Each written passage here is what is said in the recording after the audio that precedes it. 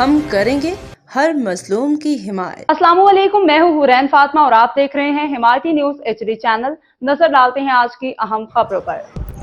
تانا میمن کوٹ میں مبینہ جرائم پیشہ عناصر کی خفیہ میٹنگ بتا طے ہونے کے الزامات۔ کراچی ذرائع کے مطابق تانا میمن کوٹ میں مبینہ طور پہ جرائم پیشہ عناصر کی ایک اہم میٹنگ منعقد ہونے کا انکشاف سامنے آیا ہے، جس میں علاقے کے مختلف مشتبہ افراد نے شرکت کی۔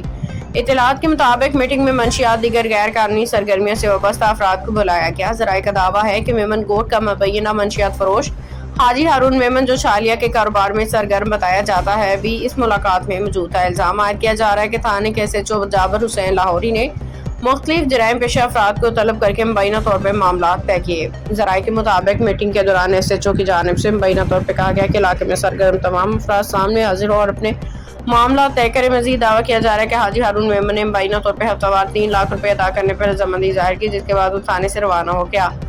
واضح ہے کہ ان الزامات کی سرکاری سطح پہ کوئی تصدیق نہ ہو سکی ہے۔